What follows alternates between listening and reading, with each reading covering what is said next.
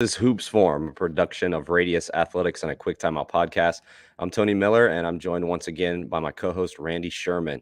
Before we get going, thanks to our sponsors over at 323 Sports.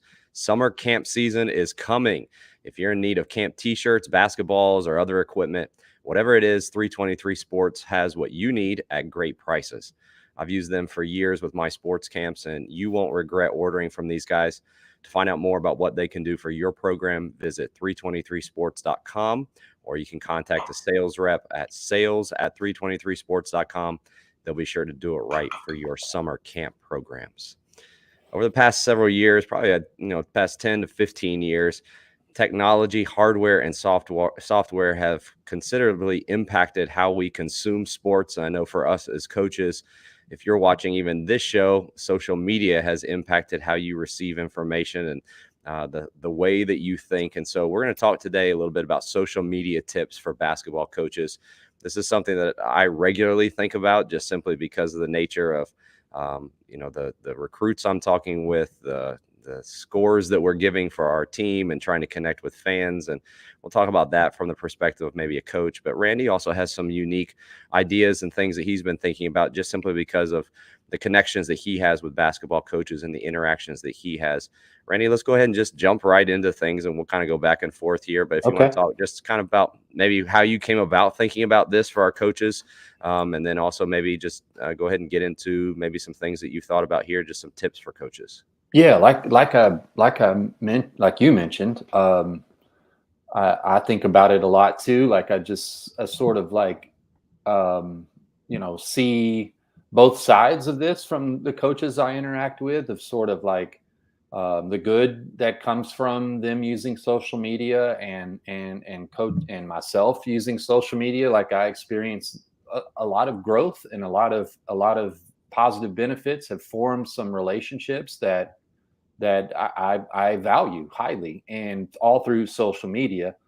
Um, I've also seen the other side of that coin too, where there's been some just undoings of that I would say social media has attributed to. So I would begin our discussion today by challenging coaches to ask themselves, is social media helping my coaching or hurting my coaching? Or maybe better stated, like, where on the spectrum of social media is helping my coaching or hurting my coaching does my usage fall? Like is it more helping me or more holding me back? If it is holding me back, am I even aware of that? If it is helping me, how can I get it to help me more? So that's kind of how I would introduce what we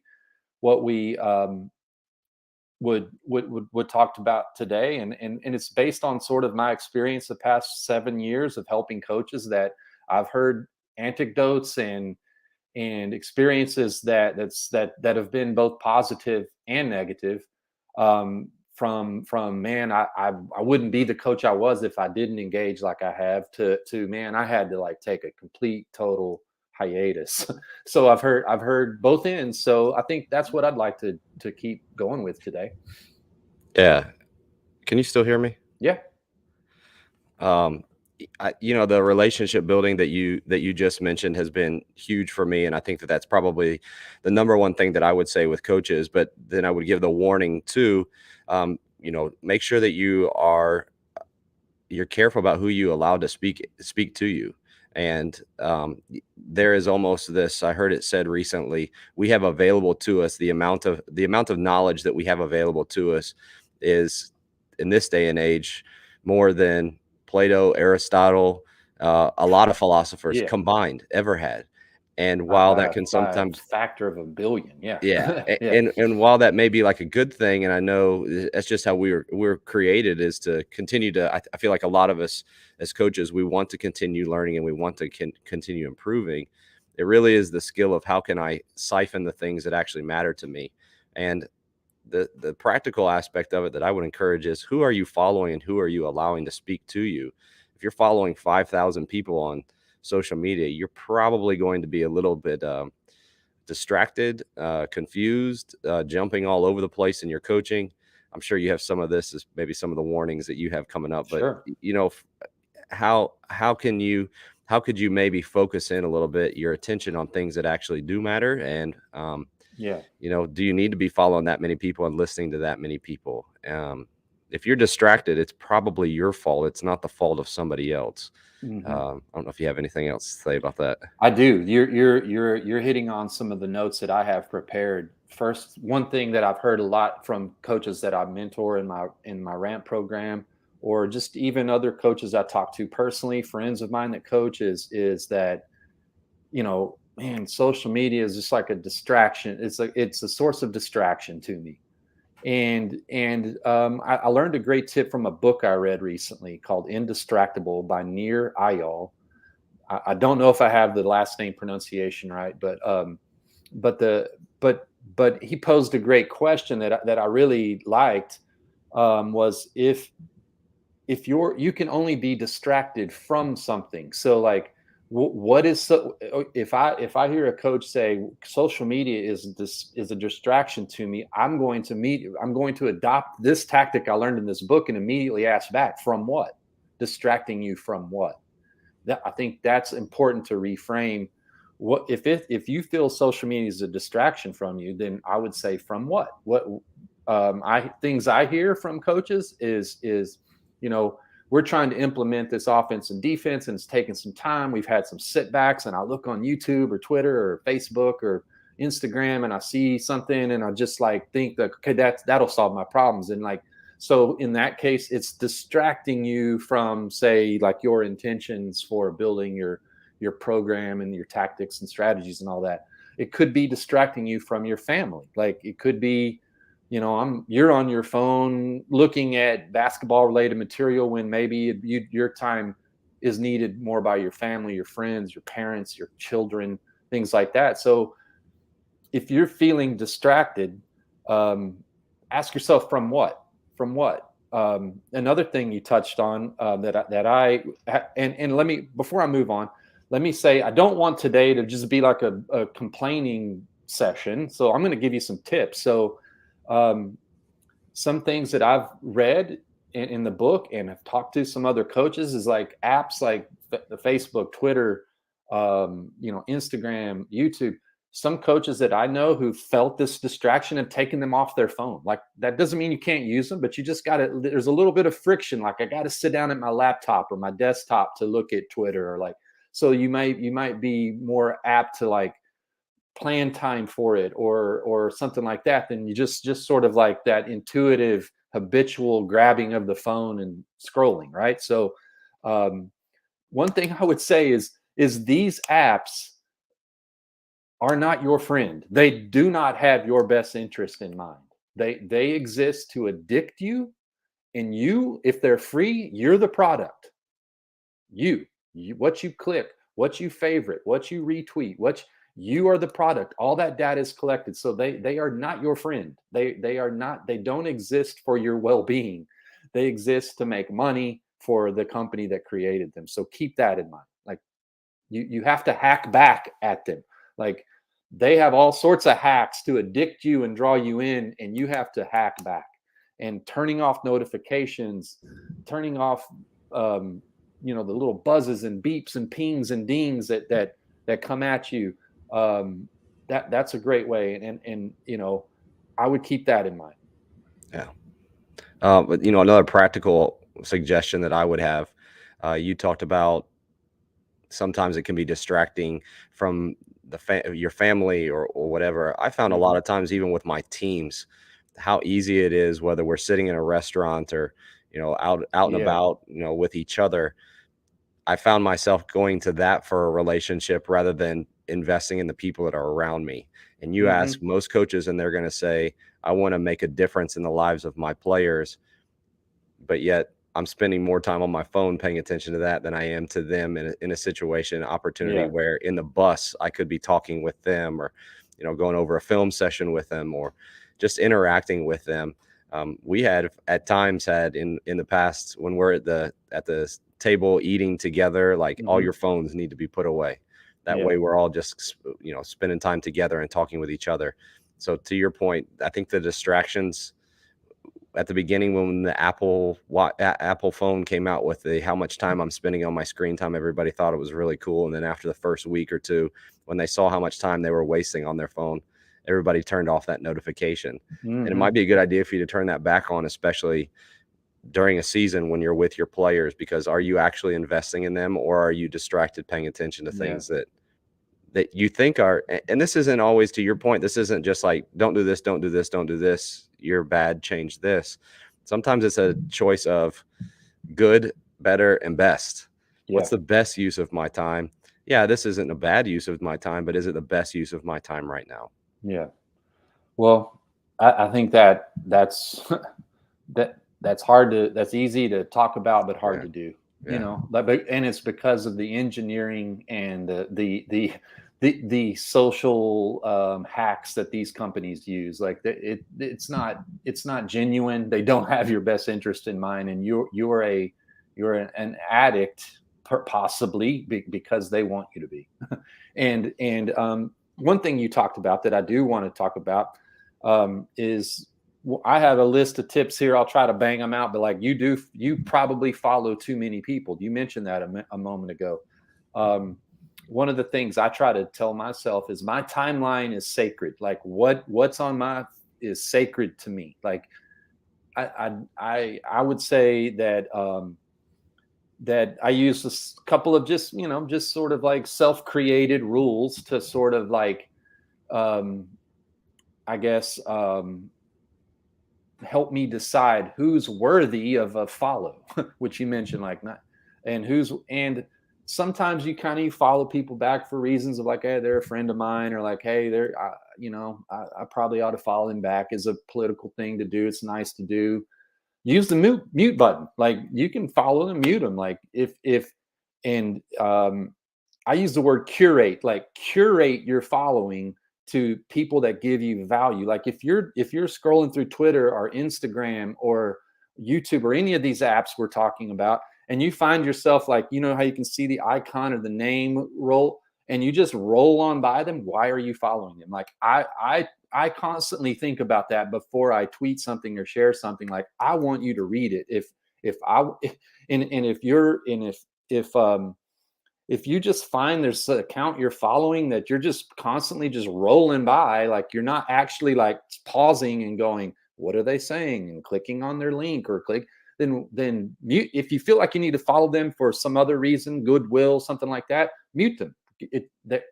That's not, and I would say in terms of distraction, I would say if there's anything, me as a content creator, if I'm distracting you, if Radius Athletics, what my blogs, the contents I share is distracting you, mute me, unfollow me. Like that's the last thing I want.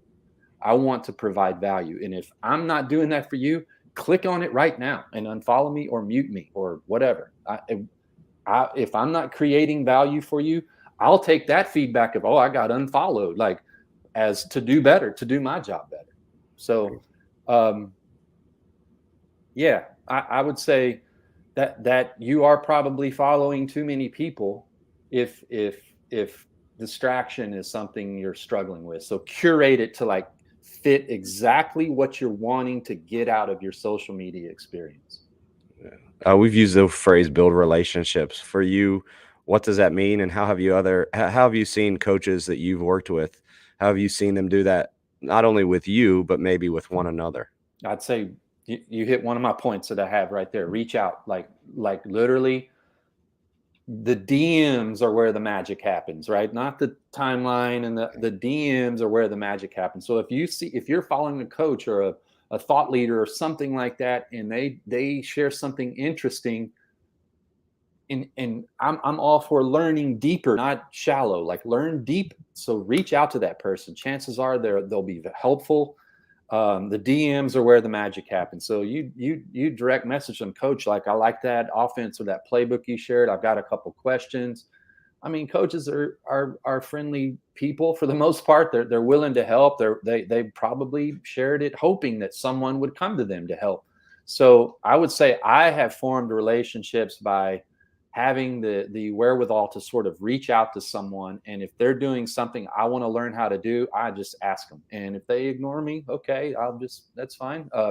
But I would say that's how you forge, at least start those relationships, is like reach out and talk. Don't just let your eyeballs soak it in. Like form a conversation with that coach, and that's where the connection at least is born.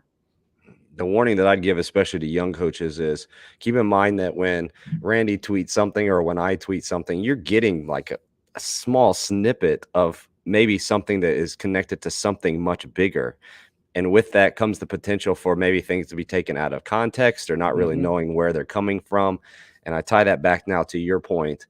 That's when it's beneficial for you to reach out and say, what did you mean about this? Or do you have more information about this? Hmm. Which then's open up to maybe there's a course available, or for Randy, like the ramp program, for him to be able to, I can help you with this type of thing.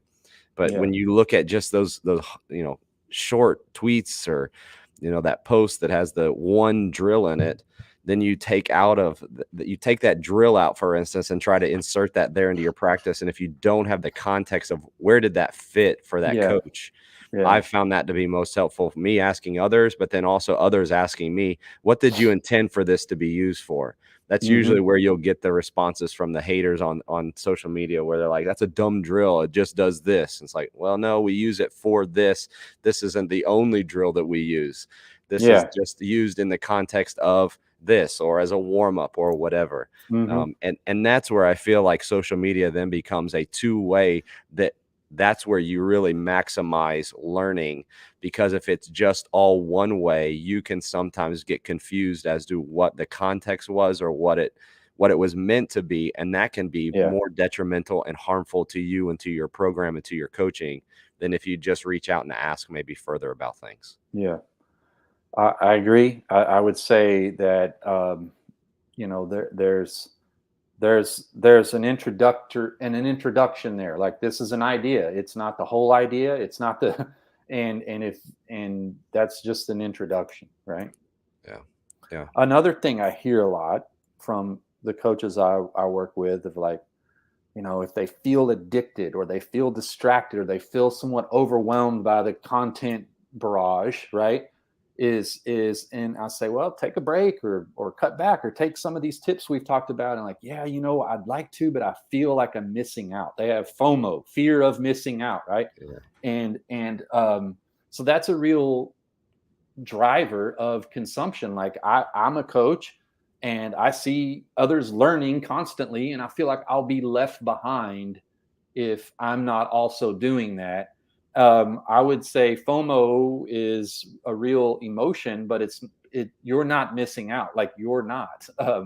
Um, I've talked to hundreds of coaches, thousands of hours over the past 7 years of doing what I'm doing, and I meet a new coach, or talk to them, or having one of those introductory conversations. I'd say 99% of them that I've met know enough about basketball right now. If the cells that helped you learn new basketball information just went defunct and just couldn't work anymore, and you never were able to learn a single other thing about basketball, you know enough already to have a good team.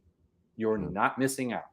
If your team did the things well that you already have taught them, you wouldn't be on this constant search or whatever. So it's like, you're not missing out. In fact, there's probably some coaches, like the old man coach, who's an older guy who's probably not so great with technology, but wins 25, 30 games a year, doesn't even know how to turn his computer on. Is he missing out? Are they missing out? Like, they don't know Twitter from Facebook, they don't know they don't even walk in that world, but they're a good coach nonetheless. So you can be good with this and use it for your good, or you can just totally not participate in this whole world at all, and still be successful. Yeah. Yeah. And again, I think that goes back to making sure that you are a great curator of content and Mm-hmm. understand where it fits in the system of your system. There's been a few young coaches who have come to me and like, I'm trying to figure out what I want to do. Can you tell me? Or I've been following you and I want this and this and this and this. And to your point, you probably already have enough information. Like, can you just get a little bit better at this? Can you just improve a little bit in this? Too many coaches are chasing, like, they think, like you said before, the magic play or the magic system that's going to change things around or turn things around. And that's the difference, is usually your ability to teach it, not necessarily the amount of knowledge that you have available to you. Absolutely. Or in your head.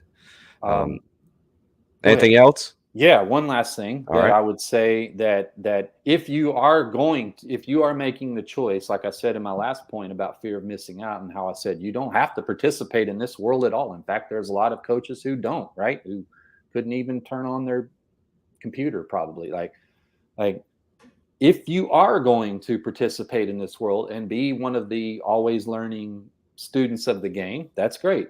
I would say the thing that I see a lot of from coaches then is they're sort of drinking from too many fountains, and they can't really get a good drink of any, and so we've already talked about that. You're probably following too many people. My last point would be get organized.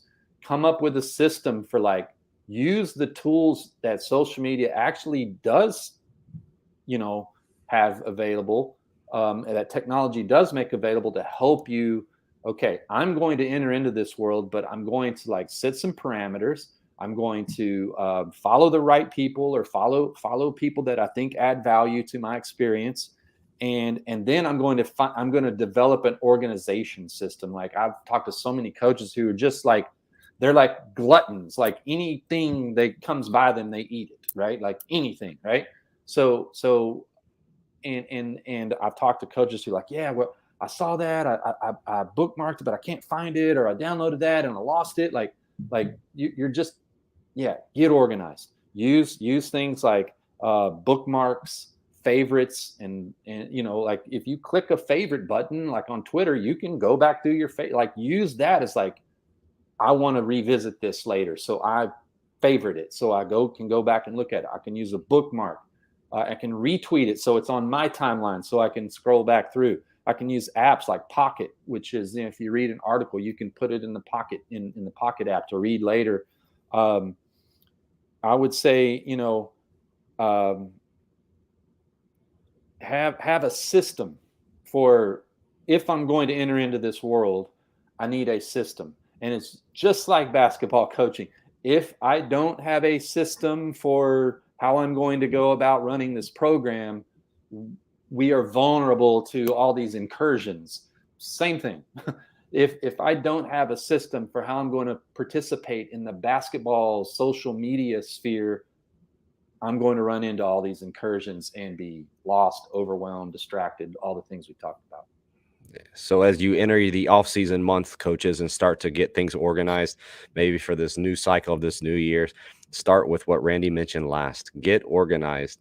Figure out what you need to do, what you need to. That, it goes back. This isn't a problem just with technology and social media. This is the person who collected hundreds and hundreds of handouts from clinics and notes, and they have notebooks full of things, but they don't really have anything that's of use to them because they just have a lot of information. We're still lost. Lost. Have all this Right. information and still wandering in the forest. Yeah. Yep. So get organized this off season. If you need help with that, Randy and I are available. Reach out to us on DMs, to Randy's earlier point. Yeah. Appreciate Sideline Interactive and their support of Hoops Forum. They're the leading manufacturers of scoreboards and scores tables for high schools and colleges around the country. Randy, one of the resources that you have available are the newsletters that you send out. And some of those are beyond the scoreboard, that we like to call, presented by Sideline Interactive. Can you talk about where people can sign up for that and some of the things that you've talked about through those newsletters here recently? You can sign up at radiusathletics.substack.com for my newsletter. That, periodically I do a Beyond the Scoreboard post once a month. I try to hit it if I have a good idea. The last one I did on March 10th was about creating favorable environments for basketball growth to take place. How habits are impacted most by environment, not by information, not by anything, your habits are most of which exist subconsciously are formed by your environment, your surroundings, the people, the place, the culture around you. So I wrote about that. That's the last Beyond the Scoreboard. But yeah, I'll probably get another one in April, another Beyond the Scoreboard um, blog post, kind of apropos to what we're talking about today, your newsletters, your emails, and things like that. Revisit those. If this one gives you value, sign up for it. If it stops giving you value, unsubscribe. Same thing. Thanks again to Sideline Interactive. You can find out more about them at sidelineinteractive.com. Appreciate all of you who joined us this week. If you missed any part of the live show, you can go back and watch or listen to any part. Visit Radius Athletics on YouTube to see the full interview, or you can go to any podcast platform and search A Quick Timeout, and there you'll find the audio version of the show. For Randy Sherman, I'm Tony Miller. We'll talk to you again next time on Hoops Forum.